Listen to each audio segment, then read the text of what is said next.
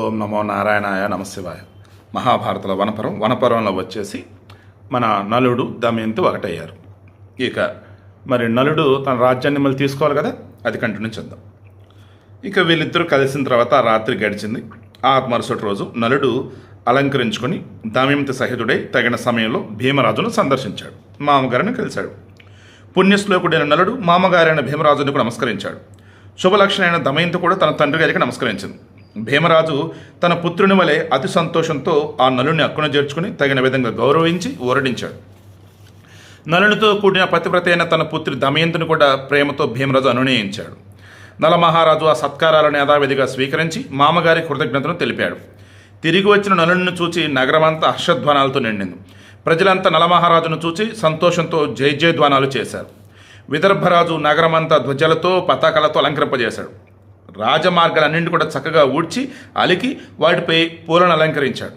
ప్రతి ముంగింట పౌరులు పూలు జల్లారు. దేవాలయాలన్నింటినూ అర్చనలు జరిగాయి. ఋతుపర్ణ మహారాజు బాహుకుని రూపంలో ఉన్నవాడు నలమహారాజుని విన్నాడు. నలదమయంతుల సమాగమానికి ఋతుపర్ణుడు ఎంతగానో సంతోషించాడు. నలమహారాజును రావించి ఋతుపర్ణుడు ఆదరించాడు. బుద్ధిమంతుడి నలుడును ఋతుపర్ణుడిని ఆదరించాడు. సత్రుతుడైనటువంటి ఋతుపర్ణ మహారాజు విస్మయంతో నలుని ఉద్దేశించి ఇలా అన్నాడు: అదృష్టంతో భార్యతో కలిసావు నీవు అని నలుడిని ఋతుపర్ణుడు అభినందించాడు. నిషధరాజా, అజ్ఞాతంగా నా గృహంలో ఉన్నప్పుడు నేను ఏ కొద్దిపాటి అపరాధాన్ని చేయలేదు కదా. నేను బుద్ధిపూర్వకంగాని తెలియకని చేయి తగిన పనులు ఏమైనా చేసి ఉంటే వాటిని క్షమించు అని ఋతుపర్ణుడు పలికాడు. ఋతుపర్ణుడి దగ్గర బాహుకుడి రూపంలో నలుడు ఉన్నాడు కదా.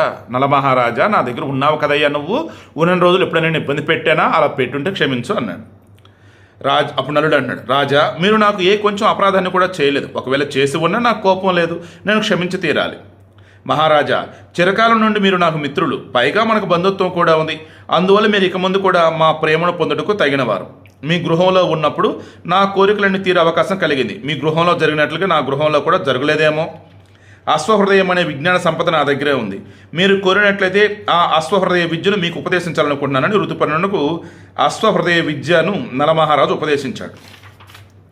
ఋతుపర్ణ మహారాజు నలుని వలన అశ్వహృదయ విద్యను యథావిధిగా గ్రహించాడు. తర్వాత నలమహారాజునకు తన చెంతగల అక్షహృదయ విద్యను ఋతుపర్ణుడు ఉపదేశించి చెప్పి మరొక రథసారథిని తీసుకుని అక్కడి నుండి బయలుదేరి నగరానికి వెళ్ళిపోయాడు. ఋతుపర్ణుడు వెళ్ళిన తర్వాత నలమహారాజు కూడా కుండిన నగరంలో కొంతకాలం మాత్రమే ఉన్నాడు. మరి ఆయన రాజ్యానికి వెళ్ళాలి కదా. అక్కడ ఎవరిని ఓడించాలా? పుష్కరుని ఓడించి ఈ నలమహారాజు తన నిజ నగరాన్ని పొందాలి. మరి అది ఎప్పుడు పొందాడు?